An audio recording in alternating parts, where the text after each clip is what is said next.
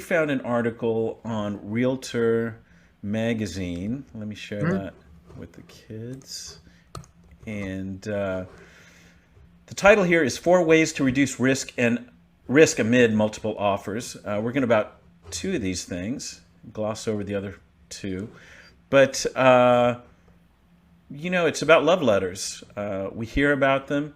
We're going to read this and discuss how we think about them. And then also escalation clauses. The other three, let's see, and number 4, waiving contingencies, and 4, preparing sellers. Maybe we'll tackle that another time. I think we've dealt with a lot of that stuff. I think these are two great topics. Well, that's the thing, we hate repeating ourselves. I understand, yeah. All right, so let me just get into number 1, love letters. This includes any communication that accompanies an offer from the buyer to the seller, such as, a letter, video, or photos, or the combination of. The problem is these letters often innocently include personal information that reveals a prohibited basis for discrimination, including race, color, religion, national origin, sex, familial status, and disability. Remelrowitz said, for example, if a letter says, "We can see our family celebrating Christmas around the fireplace," or "The wide hallways can accommodate my wheelchair," there are potential fair housing issues, she said. Fair housing laws are in place to ensure anyone who's qualified can purchase real estate. A love letter that includes personal pieces of information can trigger implicit bias in the seller, and they may end up choosing a buyer because of that bias. To avoid a fair housing lawsuit against the seller and listing agent, the safest course of action is to explain the pitfalls to the buyer and seller. If your client absolutely insists on writing a love letter because their neighbor did it, their cousin did it, and they want to do it too, remind the buyers to stick to objective criteria and not mention any of those protected bases, she said. If you're working with the seller, remind them they have the option to not accept or read love letters. But sometimes a buyer will take action without the agent even knowing, by contacting the sellers on social media or putting a letter in the mail. They feel I need to do whatever's necessary to find the home of their dreams, she said.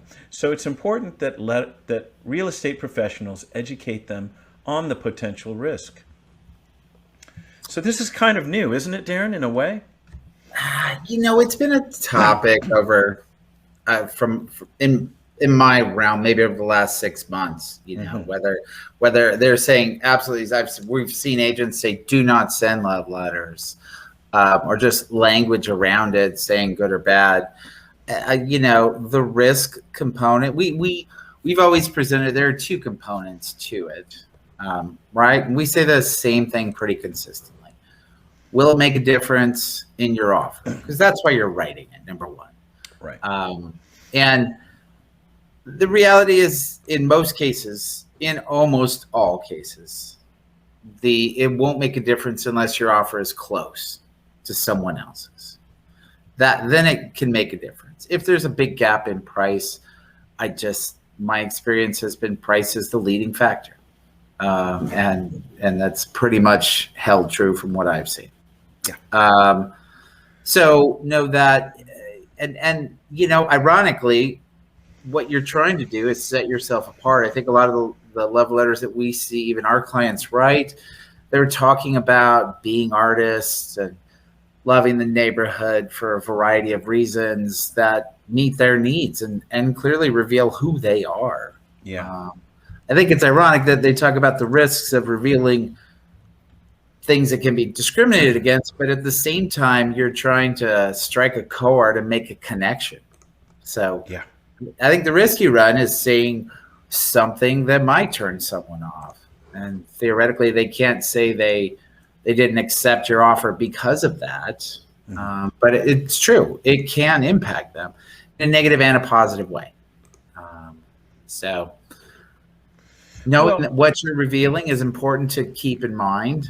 But I think a lot of the people that write them on our side are willing to put that out there and hope it creates a deeper connection and set them apart from some of the other offers. Well, in the spirit of this article and multiple offers, yeah, we always tell clients that, perhaps if there's a number of offers that are alike, it might make a difference.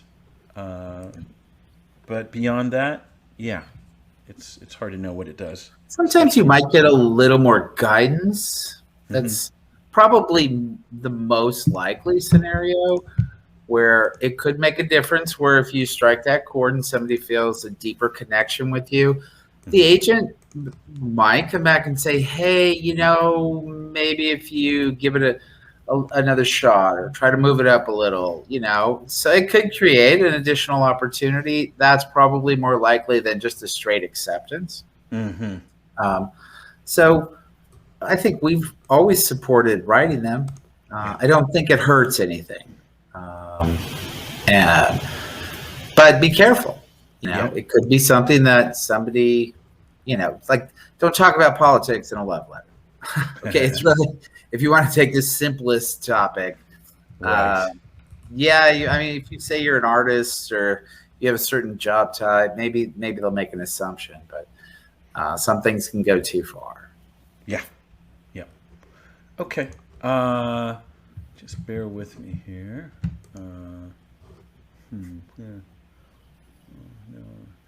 The other thing about a love letter I'll say is, it's an opportunity, because you don't always get this opportunity to show your commitment to the purchase. That's often the way we frame it, by saying why you like the house and what you like about the neighborhood and how you may already be connected to the neighborhood or know neighbors, and that makes you more committed. And the way we phrase it is, if your offer is chosen, makes you more likely to follow through and close escrow, because that's always the most important thing.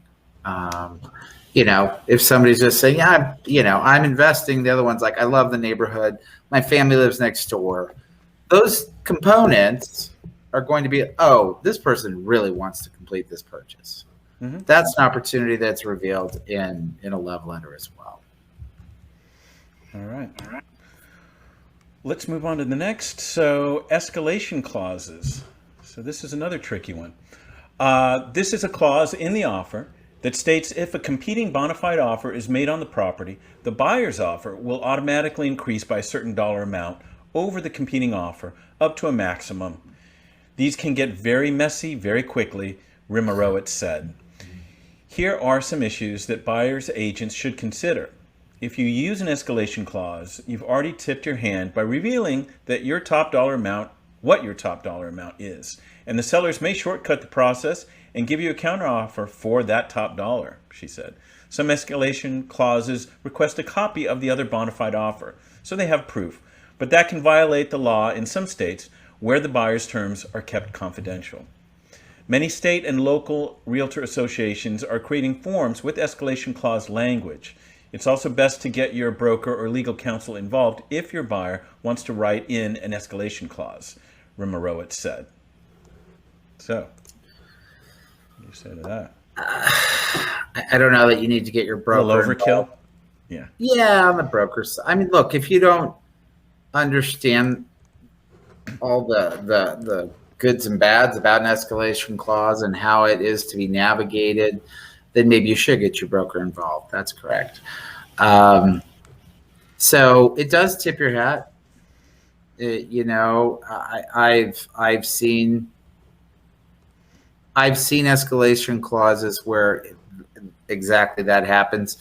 The seller comes back and says, great, you're willing to pay that super high price. I don't care what else I have. I'll accept that price. Right. And then you've kind of defeated the purpose of the escalation clause, because you're trying to, obviously the goal of an escalation clause is to set your maximum amount, but feel like you didn't overpay. But on the other hand, the goal of the best and final offers is to allow buyers to overbid even themselves. Right. And the reality is both happens, and the seller often has control of the process.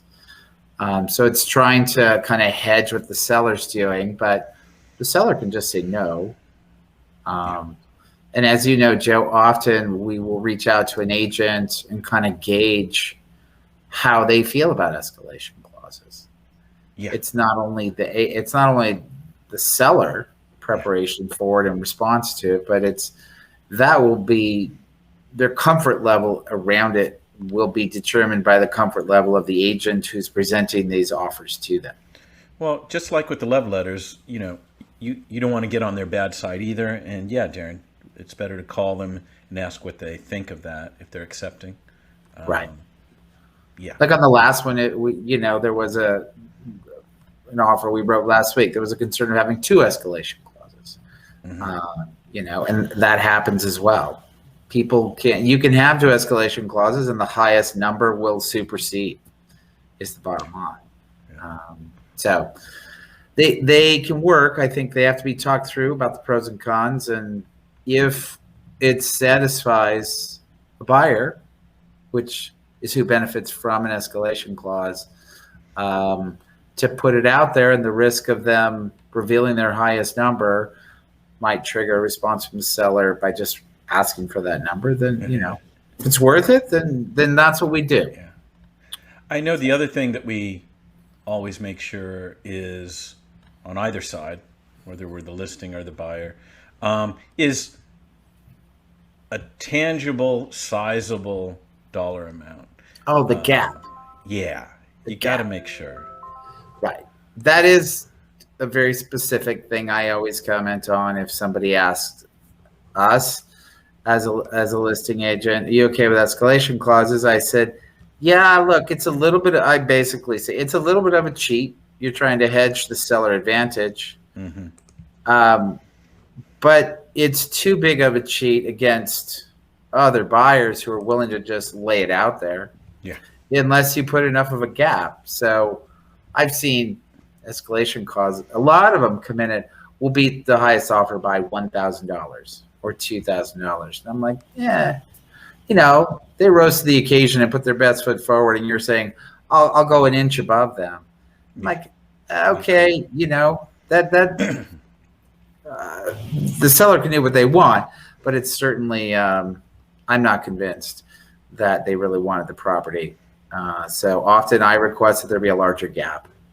I'm personally looking for something like 5,000 or more, obviously depending on the price point of the property. But if you're approaching $1 million, I'd like to see at least a 5,000 gap.